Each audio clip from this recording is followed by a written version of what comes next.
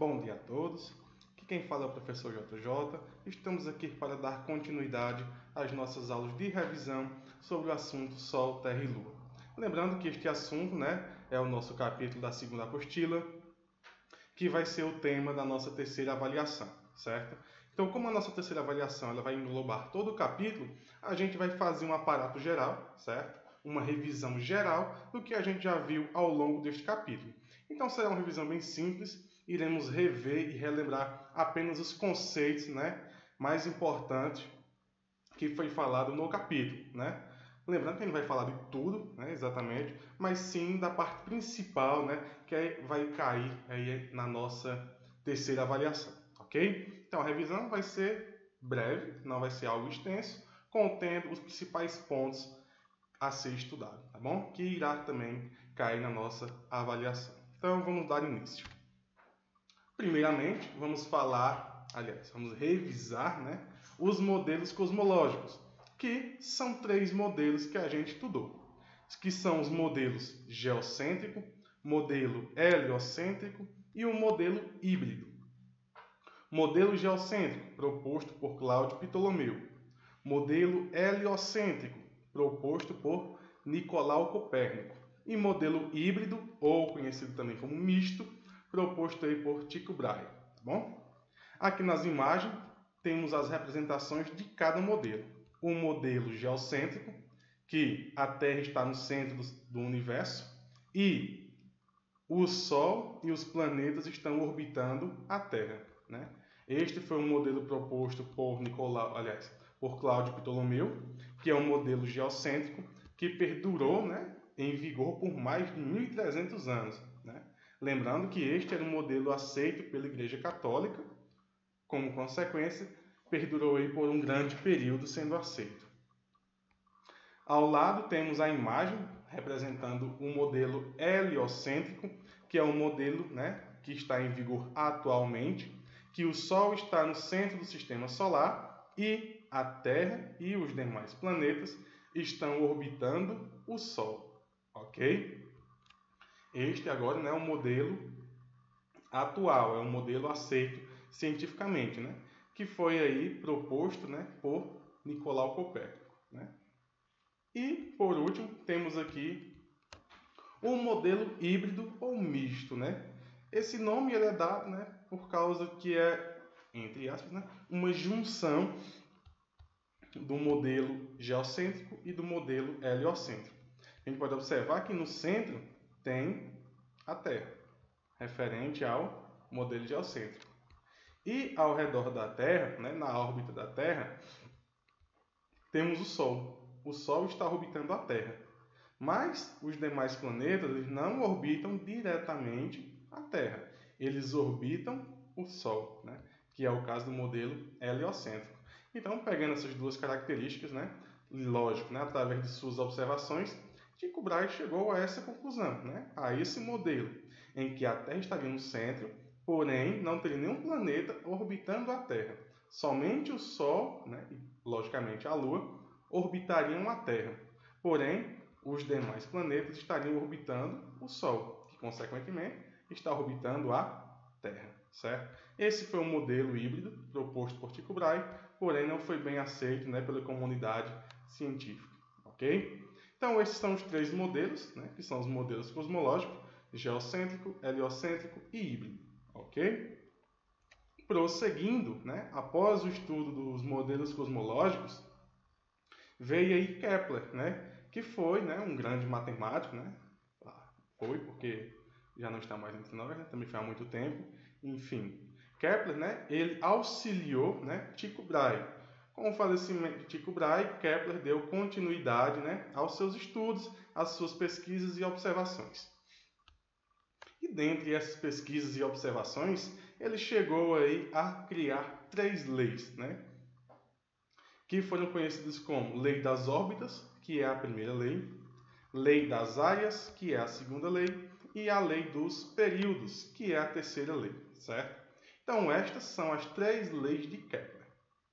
O que diz a primeira lei de Kepler? Bom, na primeira lei de Kepler, Ela diz o seguinte, que os planetas descrevem uma órbita elíptica, né? Lembrando que uma elipse é uma circunferência oval, como está aqui na ilustração, tá certo? Que a gente tem uma circunferência oval. E todos os planetas descrevem uma órbita que é uma elipse, ou seja, descrevem uma órbita com uma circunferência oval. E o Sol está em um dos focos dessa elipse. Por quê? Porque em uma elipse, né, a gente não tem exatamente um centro, né, como temos na circunferência. Porque o centro, né, de uma circunferência, do centro para qualquer ponto da circunferência, né, tem a mesma distância, que é o raio. No caso da elipse, não. Se eu pegar aqui do centro e for para cá, e pegar do centro e for para aqui, a distância é diferente, certo? Então, na elipse, a gente não tem exatamente o centro de uma elipse, e sim focos, né? E nas órbitas dos planetas, o Sol sempre vai estar em um desses focos, ok? Então, a primeira lei é a lei das órbitas, que diz que todos os planetas descrevem órbitas elípticas, ok? A segunda lei, a lei das áreas, diz o seguinte, que, né, lógico, com essa circunferência oval, né, essa elipse, quando o planeta está percorrendo, né, durante essa elipse, né, ao longo dessa elipse, ele vai passar por pontos que são próximos do Sol e pontos que são mais distantes do Sol. Esses pontos mais próximos do Sol, ele é denominado periélio, que é o ponto mais próximo que o planeta pode ficar do Sol. E o ponto mais distante que um planeta pode ficar do Sol é chamado de afélio, ok? Então, com relação à segunda lei, ela diz o seguinte, que o tempo que o planeta leva para percorrer essa área 1 é o mesmo tempo que ele leva para percorrer essa área 2. Você pode prestar atenção que os arcos são diferentes, né? Ó, esse arco aqui ele é muito maior do que esse outro arco. Então, como é que ele leva o mesmo tempo se o tamanho é diferente? Porque a velocidade é diferente.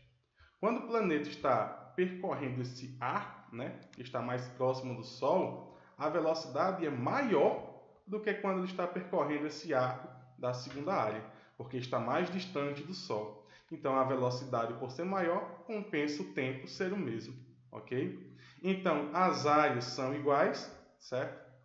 E os tempos também são iguais. Ou seja, um planeta ele percorre áreas iguais em intervalos de tempos iguais, ok? Então essa basicamente é a definição da segunda lei de Kepler. Um planeta ele percorre áreas iguais em intervalo de tempos iguais, ok? Em qualquer ponto, né, da elipse. E a terceira lei de Kepler foi denominada aí como lei dos períodos, certo? Na lei dos períodos, né, ele fala de uma relação em relação ao período de translação de um planeta e o raio de sua órbita. Essa relação do período de translação e do raio da órbita, ela vai ser igual para todos os planetas do Sistema Solar. Ou seja, Mercúrio, Vênus, Terra, Marte, Júpiter, Saturno, enfim. Todos os planetas, eles, né, têm a mesma relação. Ou seja, o período de translação em relação ao raio da órbita vai ser o mesmo para cada um dos planetas pertencentes aí ao Sistema Solar. E a relação é o seguinte, que o período de translação ao quadrado dividido pelo raio médio da órbita ao cubo vai ser igual para todos os planetas do Sistema Solar, certo? Então a definição, ó, ela está aqui através dessa expressão, que se a gente for escrever, né, a expressão é o quê? O quadrado, porque é t elevado ao quadrado. Esse t representa aqui, ó, período de translação. Então, falando a definição, o quadrado do período de translação de um planeta pelo raio da órbita ao cubo é igual para todos os planetas do Sistema Solar, né? Matematicamente, esta é a expressão que define a terceira lei de Kepler, que é a lei dos períodos, ok? Prosseguindo, a gente entra na lei da gravitação universal, que também vou resumir aqui. A gente já viu aí várias vezes, já fizemos revisões, então eu vou trazer aqui de forma resumida, que a gente já viu que a lei da gravitação universal, ela refere-se à massa dos corpos, que a força de atração entre dois corpos é maior quanto maior forem as massas, e menor quanto maior for a separação entre eles. Ou seja, se a distância entre dois corpos aumenta, né, a força de atração vai diminuir. Porém, se esses dois corpos eles se aproximam, a força de atração ela vai aumentar. É só você lembrar, como sempre falo, da questão dos ímãs, tá bom? Quando você pega um ímã e aproxima de algo metálico, você vai ter uma força de atração maior. Agora, se eu pego o ímã e separo, né, aumento a distância desse objeto metálico, a força de atração vai diminuir. É o caso aqui, né, da imagem, que já está aqui embaixo também dizendo a mesma coisa. Que a força gravitacional faz os corpos se atraírem. Quanto maior for a massa deles, maior será a atração. Quanto mais distantes estiverem, menor será a atração. Certo? Então, isto é a lei da gravitação universal que foi proposta por Isaac Newton. Tá bom? Vale lembrar, né, que a lei da gravitação, assim como as 3 leis de Newton, né, que também tem, né, foi proposta aí por Isaac Newton. Tá bom? Prosseguindo, vamos entrar aí na questão referente à diferença entre peso e massa. Então, eu trouxe, resumidamente, a definição de cada um. A definição de peso é que peso é a força que atrai um corpo com massa para o centro da Terra. Né? A gente está falando da Terra porque estamos na Terra, mas é a força com que atrai para o centro de qualquer astro, seja a Terra ou não. Tá bom? E claro, né, o peso ele vai ser diferente de acordo com a aceleração da gravidade desse astro. Aqui na Terra, a gente tem uma aceleração da gravidade de 9,8 metros por segundo ao quadrado. Né? No caso da Lua, por exemplo, outro astro, temos aí em torno de 1,6 metros por segundo ao quadrado. Ou seja, a aceleração da gravidade de um astro ele vai variar, né, lógico, de um para outro. Então, o peso também varia de acordo com a aceleração da gravidade. Já em relação à massa, ela é a medida numérica, né, da inércia de um corpo e não varia de um lugar para outro. Ou seja, a massa ela vai se manter constante, ok? Ela não vai mudar, independentemente do local em que a pessoa se encontra. Okay? A massa ela não muda. E para calcular o peso, a gente tem essa determinada expressão, que peso é igual a massa vezes a aceleração da gravidade. Resumidamente, P é igual a mg. P de peso, m de massa e g de aceleração da gravidade. Então, se uma questão der o valor da massa e o valor da aceleração da gravidade, você calcula o peso. Da mesma forma, partindo dessa expressão, a gente pode calcular a massa e calcular a aceleração da gravidade. Lógico, se eu quiser calcular a massa, eu preciso saber o peso e a gravidade, porque a massa você vai dividir o peso pela gravidade. Se for para descobrir a gravidade, preciso saber do peso e da massa, porque para saber a gravidade eu vou dividir o peso pela massa. Ok? Então esta, né, é a relação entre peso e massa. Continuando, temos aí os movimentos da Terra. Os movimentos que foram estudados, né? A Terra tem vários movimentos, mas a gente estudou basicamente 3, que é o movimento de rotação, o movimento de translação e o movimento de precessão. O movimento de rotação é aquele em que a Terra gira em torno do seu próprio eixo. A duração para a Terra completar uma rotação é de 24 horas, ou seja, a cada 24 horas a Terra completa um movimento de rotação. Em outras palavras, o movimento de rotação é responsável pela passagem dos dias e noites. Ok? E translação é um movimento em que a Terra está orbitando em torno do Sol. Em outras palavras, a Terra está girando ao redor do Sol. Este é o movimento de translação. E a duração que a Terra leva para completar um movimento de rotação é equivalente a 365 dias e 6 horas. Lembrando que essas 6 horas, a gente não conta, porém acumula-se e a cada 4 anos temos um dia a mais, totalizando 366 dias, ou seja, passa a ser o ano bissexto a cada 4 anos, devido a essas 6 horas do movimento de translação que é acumulada. Ok? E o terceiro movimento de precessão, é um movimento em que a Terra gira em torno da vertical. Aqui, nessa imagem, nesse GIF, vocês podem observar o movimento de rotação, Não está bem claro, lógico que a imagem está pequena, mas você ainda consegue visualizar um pouco, se acompanhar a imagem, que a Terra gira em torno do seu próprio eixo, ao mesmo tempo que está fazendo o movimento de translação, e essa linha imaginária, que não existe, lógico, é apenas imaginária, é o eixo vertical. E a Terra ela gira em torno desse eixo vertical, formando um ângulo aí de inclinação de 23,5 graus. Tá bom? Então, esse é um movimento de precessão. E a duração para a Terra completar uma precessão é de em torno de 26 mil anos. Ok? Então, estes foram os 3 movimentos estudados aí no capítulo.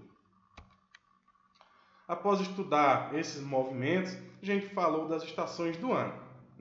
Que as estações do ano são 4. Inverno, verão, primavera e outono. E essas estações, elas existem por causa justamente da inclinação do eixo terrestre e do movimento de translação. Graças a esses fatores, é possível identificar as estações do ano, que estão relacionadas aos solstícios e equinócios. Solstício está relacionado às estações de inverno e verão, e equinócio, primavera e outono. Quando ocorre o solstício, significa que está sendo início do verão no hemisfério sul e início do inverno no hemisfério norte. Graças à inclinação do eixo da Terra e ao movimento de translação, as estações do ano elas são diferentes nos hemisférios. Enquanto um é uma determinada estação, no outro será a estação oposta. Ou seja, início do verão em um hemisfério, início do inverno em outro hemisfério. Isso quando acontece os solstícios, que são 2 ao longo do ano. Ou seja, um vai estar sendo o verão e quando acontecer o outro solstício, esse que teve o verão agora vai ter o inverno. Da mesma forma, acontece nos equinócios, que estão relacionados aos outonos e primaveras. Ok? E as fases da Lua, A Lua, ela só tem uma forma, que é a forma que a gente conhece da Lua, porém a visualização da Lua é que acontece de forma diferente. Como assim de forma diferente? Com o movimento que a Terra exerce, tanto de rotação como de translação, a Lua também tem o seu movimento ao redor da Terra. E graças a esses movimentos, e a iluminação que ambas recebem, é possível ver a Lua de formas diferentes no céu, que são denominadas as fases da Lua. Estas fases são conhecidas como fase nova, que é esta mais escura, crescente, cheia e minguante. A nova é quando a gente praticamente não consegue visualizar a Lua no céu.